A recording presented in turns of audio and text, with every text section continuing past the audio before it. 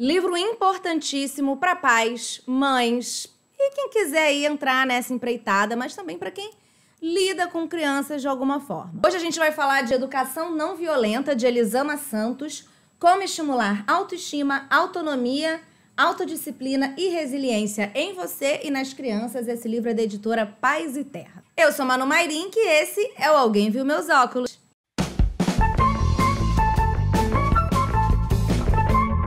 Primeira coisa, é importante lembrar que minhas redes sociais estão aqui na descrição, também o Pix, caso você queira ajudar nessa produção de conteúdo. Bom, para falar desse livro, eu acho importante deixar claro para vocês que eu estou falando do lugar de uma pessoa que não é mãe, embora pretenda ser, né? Então eu li esse livro aqui do ponto de vista muito de filha, né? Pensando em como eu fui criada e tudo mais, e também pensando em colegas, parentes que têm filhos, criança, e pensando, né, nas coisas que acontecem, nas coisas que eu vejo, e aí no que o livro diz. Acho legal posicionar aqui, né? Não tenho filhos, Brasil não tem. Bom, a Elisama Santos, ela é consultora de comunicação não violenta e comunicação consciente, além de educadora parental. A ideia desse livro é ser realmente uma alternativa a uma cultura, uma tradição que a gente tem de criar os filhos de maneira autoritária, né? De mandar fazer alguma coisa. Por quê? Porque eu sou tua mãe, quem manda sou eu, entendeu? Então esse livro, assim, é um pouco uma ideia de tentar pensar de outras maneiras e mudar essa cultura. Até porque isso acaba indo pra violência, né? Que vai ser em palmadas e tudo mais, em alguns lugares, com algumas famílias de maneira muito pior. Além de repressão, tudo isso entendido como método educativo. Então a ideia é, quem sabe assim, através de uma nova maneira de educar as crianças, as próximas gerações não possam colher aí os frutos de... Porque eu acho que, né, a maneira como a gente é criado e tudo mais, isso faz total sentido em relação com quem a gente é enquanto adulto e como a gente lida com o mundo, né? Então, eu acredito que a forma que a gente cria os filhos pode criar um mundo mais amoroso e justo. Sonhadora, utópica, sou eu. E o que eu acho muito interessante desse livro, talvez por eu ter visto assim também, desse ponto de filho de alguém que faz muita análise, é a importância que dá pro autoconhecimento, né? Da gente se conhecer bem e como que isso influencia na criação dos filhos, entendeu? Isso porque a gente pode acabar reproduzindo com os filhos relações que a gente teve com os pais, né? Como os nossos pais nos trataram. Ou a gente quer fazer tudo 100% diferente porque a gente odiou como os nossos pais nos trataram. Ou a gente carrega traumas e a gente acha que foi tudo perfeito e aí quer repetir. Enfim, a gente tem uma relação muito próxima, assim, na nossa cabeça, imagino eu. A paternidade, né? A maternidade que a gente, enquanto criança, teve... Tá confuso o que eu tô falando. Mas, enfim, como a gente foi tratado quando a gente era criança, isso vai influenciar em como a gente trata os nossos filhos. Ou a gente quer fazer tudo igual, ou a gente odiou, a gente tem trauma. Enfim, tem uma relação. Então, acho legal isso que a Elisama fala de autoconhecimento, da gente entender de onde algumas atitudes nossas com a vida e com os filhos estão vindo e que relação isso tem com a nossa história. O que eu acho que deve ser muito difícil quando a gente tem filho, muito difícil, mas que é muito importante é pensar que aquela criança ali é uma outra pessoa, um outro ser humano, uma outra história, uma outra coisa, uma outra personalidade. Não é uma continuação de você e tudo mais. É uma pessoa diferente de você. Pode ter coisas semelhantes, né? Tudo bem. Até porque convive junto, veio de você, mas é uma outra pessoa e tem suas próprias necessidades. Então, pensar em repetir ou fazer totalmente diferente do que nossos pais fizeram, não faz sentido, porque aquela criança não é a gente, entendeu? Percebe? Percebeu? E outro ponto que também deve ser muito difícil quando a gente tem criança em casa, né? Quando a gente tá estressado, principalmente mãe, que faz 555.432 coisas, é entender que nessa relação, o adulto é você. Quem tem que lidar melhor, que tem mais experiência de vida para lidar melhor com os sentimentos e com os acontecimentos e com a frustração, é você. A criança, coitada, sente ali uma raiva que ela não sabe nem o que é raiva, nem como é que lida com isso.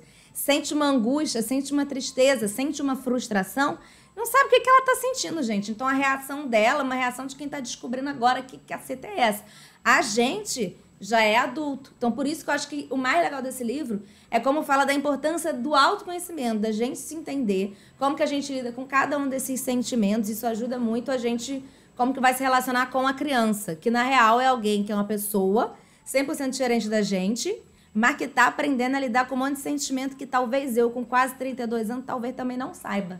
E para explicar tudo isso, nesse livro, a Elisama traz exemplos de alunas. Isso é muito interessante falar, porque ela dá workshops, dá curso e tudo mais. E, no geral, assim, a maioria, ela fala isso, quem procura para ter uma relação melhor com os seus filhos. Quem procura os cursos dela são as mulheres, são as mães. E isso diz muito sobre muita coisa, não é mesmo? Então ela fala dos exemplos dessas alunas e também das vivências que ela tem com os filhos dela. Acho que ela tem 2 filhos. A ideia do livro, claro, é te fazer refletir sobre o tema, mas é não ser um manual. Até porque, se fosse um manual, iria contar tudo que ela está dizendo.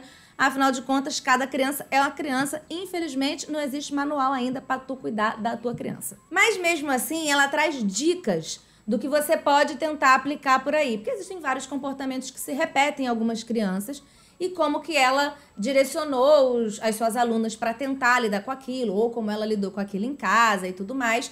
Então, ela vai te dando umas possibilidades, né, de você tentar lidar com aquele comportamento do filho. Então, acho legal, assim, tem umas dicas, tem assim, fica com uma cara de manual, mas na real são dicas que ela tá dando e deixa muito claro que é isso. Cada pessoa é uma pessoa, você é uma pessoa diferente dela, teu filho é diferente do filho dela. Outra coisa muito importante que ela fala é de como também, principalmente as mães, ficam muito, muito frustradas porque não estão sendo grandes mães e perfeitas. E aqui não tô falando só de alimentação. Se a gente tá falando de comunicação não violenta, educação não violenta, tem essa coisa de não berre com seu filho, não sei o que, não sei o que. E aí, quantas vezes a mãe surta? Porque mães surtam.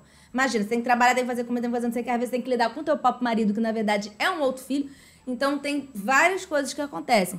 E aí às vezes a mãe surta, às vezes acontece.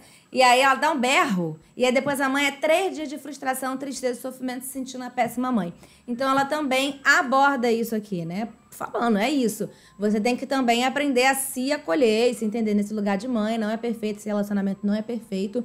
Só que a mãe se cobra muito, né? De ser perfeita e tudo mais. Acho que vale isso, né? Entender por que essas coisas aconteceram e tentar, de alguma forma, não repetir. Por isso que eu acho que, repito, como ela fala de autoconhecimento é um pouco isso, né? Entender esse comportamento, entender por que você se sentiu assim e buscar sempre aí agir de uma forma diferente, evoluir, caso não tenha sido positivo, né? Mas com calma, com acolhimento também a você, não só a criança. Então ela fala muito isso da importância da gente se entender também. Não precisa também botar a criança em primeiro lugar o tempo inteiro, né? 8 ou 80. Ou a gente grita que a criança bate na criança, ou a criança é tudo para mim e eu me anulo. Não, gente, tem um jeito aí para ser bom para todo mundo. Mas realmente é isso, assim, é cansativo. Tem dica que ela dá que eu falo, tá, gente, mas em qual momento que a mãe do dia a dia faz isso? Com 555 coisas para fazer. Então, não vou dizer que é fácil, não. E eu que não sou mãe. E aí tem outro ponto que eu nem tinha colocado no roteiro, mas que eu acho muito legal também. E esse, assim, realmente eu nunca tinha parado pra pensar nisso. Que ela fala de questão de elogios, né? Então, de como que a gente elogia a criança e de como isso pode virar numa frustração quando adulto. Eu falei, gente... Por exemplo, a criança faz um desenho, você fica, que lindo, maravilhoso, perfeito, você é tudo. E aí a gente, né, fala isso normal, elevar a autoestima da criança.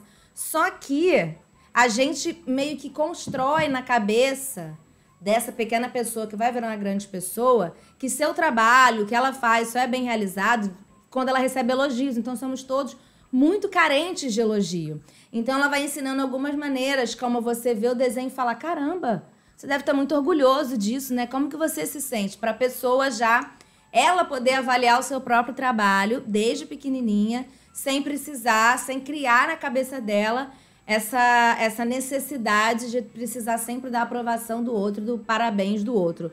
Olha, eu fiquei, gente, achei babado essa parte. Enfim, várias coisas que ela fala, por exemplo, falamos por um filho que ele não pode bater quando estiver bravo. Mas a gente esquece de orientá-lo como extravasar toda a raiva que ele está sentindo. E fala à frente, todos os sentimentos são aceitos. Não existe sentimento bom ou ruim, sentimento proibido ou permitido. Gente, raiva é raiva, todo mundo vai sentir raiva. Mas tá, beleza, não pode bater quando sente raiva. Vou fazer o quê?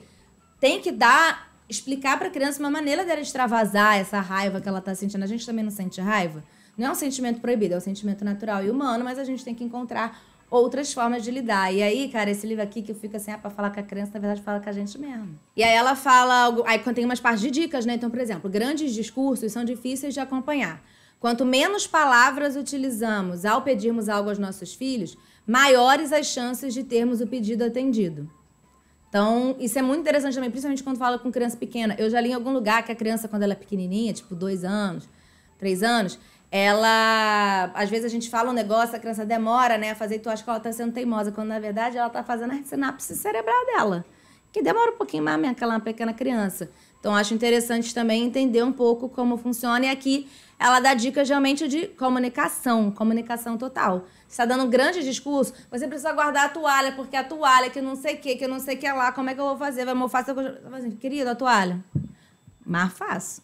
Entendeu? Compreendeu? É um pouco isso, assim. Aí tem aqui outra coisa também, quando a gente fala assim, consequências de algumas atitudes, de algumas coisas, né?